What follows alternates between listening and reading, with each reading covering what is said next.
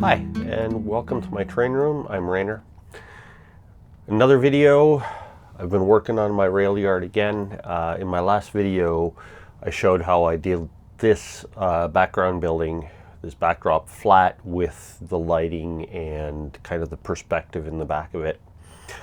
And this was an old reused building, so if you haven't seen that, go back and take a look at it, and I talk about what I did there. But since that video, I've gotten a fair bit done, and I'll go in order of what I've done in this yard here. So the first thing I did was install a bunch of yard lighting, and I don't know how much it shows up in the video here, but I've got, 12 lights in a couple of rows that run in behind the building. They're at about 6.5 inches apart, roughly. So put those in. First thing I did was just measured it out and drilled a bunch of holes equally spaced all the way along, and then put the lights in. Now these lights are little LED lights that I bought online. I've seen them on Amazon. I think I got them on AliExpress, but you can buy a pack of 20 of them for, I don't know, $15 or something like that. And they're little LED lights, and they have a little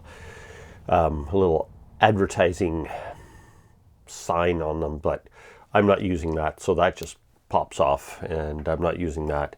And then they have this sliding kind of a collar or base on it.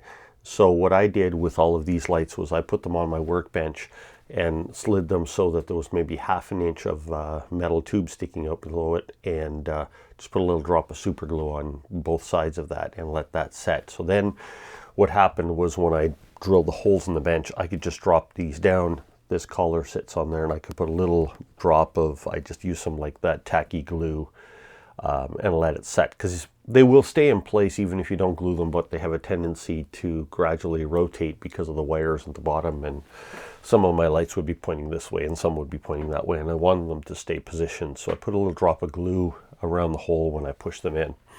Underneath was a really fun time soldering, because down here is a glass cabinet that my dad built for me when I was a kid. So what that does is it only goes in about this deep, so that's why I couldn't put lights out here, because this cabinet comes up right below the benchwork, and I built the benchwork to fit around this cabinet to that height, because I wanted to have this display cabinet underneath here. So what that does is leaves a gap in here about just a little over 1 foot wide that I had to kind of squeeze my way into to do the soldering on the bottom of these wires, and couldn't really solder them beforehand, because the wires are really thin, and you end up with like a 1/8 inch hole that you have to push this through, so any soldering connections wouldn't fit through the hole that this metal tube fits through. So I had to do all the soldering after the lights were in place, so that was a little bit awkward.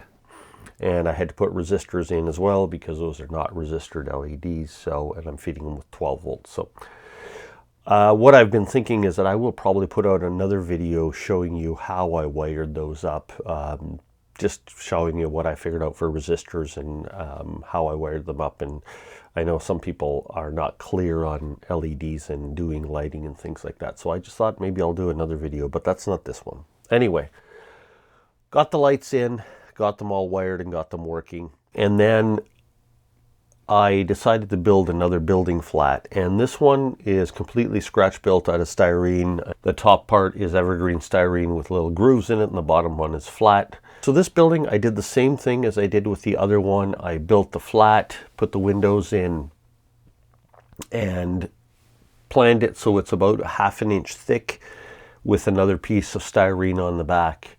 I'll go to a closer shot of this, and I'll show you exactly what I did with the building and how I worked through that. So I've turned off most of the room lighting. I have some lighting left on, because for video I have to have lighting. And this is the building I'm talking about today. Structurally, it's nothing complicated. It's just 2 different types of styrene that's glued together and painted on the front. The windows, the top windows, were from a kit of windows that I bought many years ago from some hobby shop somewhere. I don't remember where. The door is a Grant Line door, again, that I bought at a hobby shop. I've had it in my parts bin for years. This sliding door and these windows are leftover parts from some other kit. I can't remember if it's a Walters kit or what it was from, but they're leftover parts from another kit. The vent stack is just a piece of white styrene tubing with, again, a leftover part from some kit that I glued on it that I painted and weathered. I'll show you this close-up picture with it lit up on the workbench. You can kind of see the paint and the light weathering that I did. You can see the stains below the windows, things like that.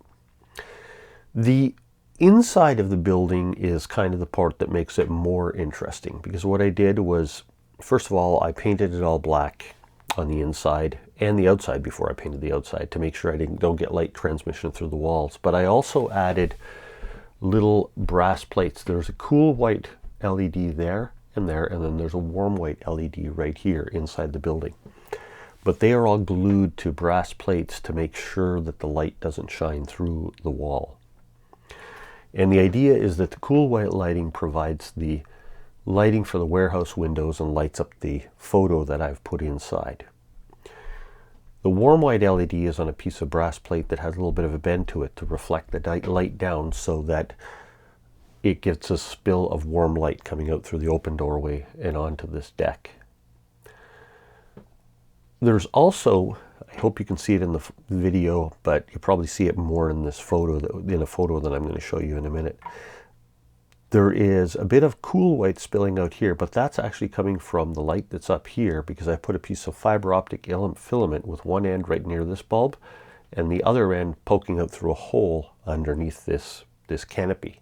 And the idea was that I wanted in the dark to have this warm light coming out the door, but make it look like there's another light bulb above this door. And I intentionally wanted to use a different color of light to make it look different, to add that level of interest. But I didn't want to put a whole bright light bulb in there, so I just used the fiber optic filament and borrowed some light from up here and spilled it down onto the deck.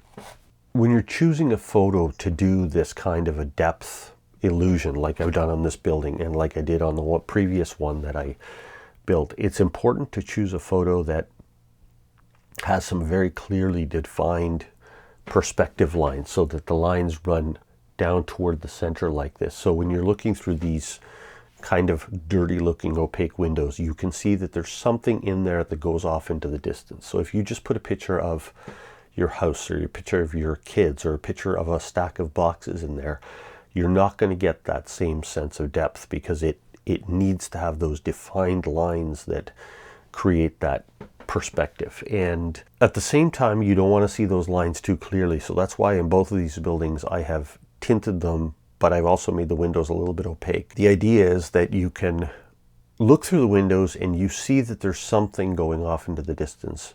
But if you could see it through the windows too clearly, it would ruin the illusion, because you would be able to see that this is a photo of warehouse shelving or a photo of whatever it is. So it's important to use a photo that has perspective, but you also don't want to see the photo too clearly through the windows. So that's why it's good to use something that's opaque. So I use some spray tint that makes the windows a little bit darker and kind of blurs the image behind them just a little bit to add to the illusion.